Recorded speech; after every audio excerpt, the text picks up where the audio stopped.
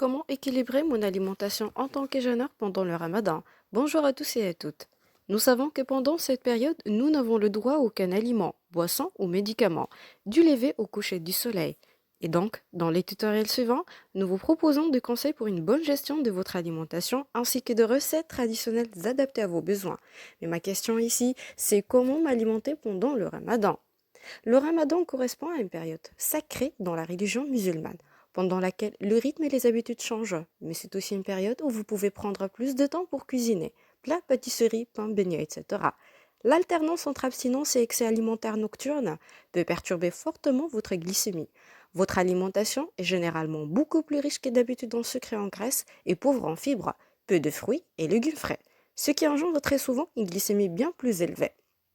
Vos apports alimentaires augmentent de manière spectaculaire dans un laps de temps court, en moyenne 3000 kcal pour une femme et 5000 kcal pour un homme. L'idéal est d'éviter de grignoter continuellement tout au long de la soirée et de prendre 3 repas réguliers. Cela signifie un petit déjeuner pris très tôt, un déjeuner à la rupture du jeûne et un dîner dans la nuit. Pensez également à vous hydrater suffisamment et régulièrement tout au long de la nuit, plutôt tout au long de la période autorisée et encore plus si vous faites le ramadan au Maghreb ou en Afrique. Venons maintenant aux aliments incontournables du ramadan et commençons par la harira ou la harira, qui est une soupe composée de glucides complexes, vermicelles, farine et légumes secs, pois chiches et lentilles. Elle contient également de la coriandre et du citron pressé qui sont une source de vitamine C et donc une antifatigue. Bien sûr, elle n'est pas négligée sur cette période. Cette soupe correspond à une part de féculents et apporte en moyenne 20 à 30 grammes de glucides. Les dattes sont habituellement consommées au ftour. Elles constituent une source intéressante de minéraux, magnésium, potassium, calcium et de fibres. Et donc, 2 dattes correspondent à l'équivalent d'un fruit frais. Les briques, comme d'autres aliments frits, sont à éviter si vous avez tendance à prendre du poids pendant le ramadan. Pour alléger leur préparation, vous pouvez le faire cuire au four. Badigeonnez légèrement les briques d'huile au pinceau, puis passez-les au four et retournez-les à mi-cuisson pour le faire dorer de l'autre côté. Les viennoiseries, croissants, pain au chocolat, sont très riches en sucre et en graisse. Ils peuvent en extra remplacer un morceau de pain beurré. Par exemple, un croissant peut remplacer 50 grammes de pain beurré. Les boissons, seule l'eau est indispensable. Vous pouvez également vous hydrater avec de la soupe, du thé, du café, de la tisane, mais les sodas sont à éviter à cause du sucre et de bulles qui causent des problèmes digestifs qu'ils contiennent.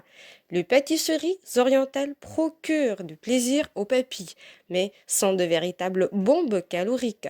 Prenons l'exemple d'une pièce de macroute qui équivaut à 4 morceaux de sucre et une pièce de zlabia qui égale à 17 morceaux de sucre. Et donc, c'est énorme comme taux de glycémie.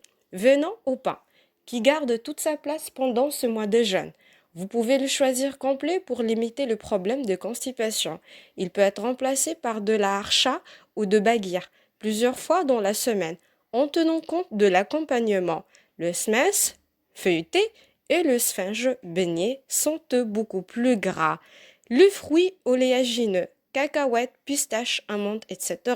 ne sont pas à consommer tous les jours car ils sont riches en graisse et trop souvent grignotés pendant le ramadan. Pour terminer, variez les féculents en mangeant de la semoule, de l'orge, de vermicelle, du boulgour, habituellement moins consommés. Certains, comme l'orge ou les boulgours, ont des index glycémiques plus bas que les riz et les pâtes. Et pour terminer, voilà quelques conseils pratiques pendant le ramadan. Et donc, le premier conseil de base est de répartir votre alimentation sur 3 repas et non en grignotage tout au long de la nuit. Le deuxième conseil, pour équilibrer vos repas, veillez à apporter 2 aliments de chacun de principaux groupes, féculents, fruits et légumes, viande, poissons aux œufs, produits laitiers. Le troisième, pensez à préparer des plats qui vous permettent de manger un peu plus des légumes. Mon quatrième conseil, ne négligez pas les glucides complexes, semoule, orge, vermicelles qui sont trop souvent remplacés par des glucides simples, gâteaux, pâtisserie, soda. Mon cinquième, tentez de consommer avec modération les aliments suivants. Les pâtisseries orientales, une semaine, sphinge, les biscuits, les fruits oléagineux, les viennoiseries, etc.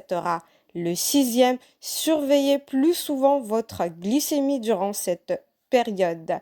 Mon septième conseil, il vous est vivement conseillé de consulter votre médecin avant le ramadan pour faire le point sur l'équilibre de votre diabète.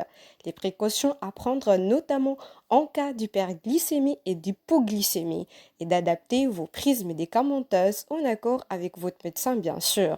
Le ramadan est une période pendant laquelle votre diabète se déséquilibre fortement. Vous devez vraiment être vigilant. Et pour terminer, il faut connaître vos limites et ne pas hésiter à rompre le jeûne en cas de besoin, fatigue, malaise, voire consulter un médecin ou les urgences si vous rencontrez des difficultés. Au final, j'espère que la vidéo vous aura plu et si c'est le cas, n'hésitez pas à vous abonner et à la liker. Merci pour votre écoute, à une prochaine vidéo sur la chaîne Safa Coaching. Au revoir et bon appétit!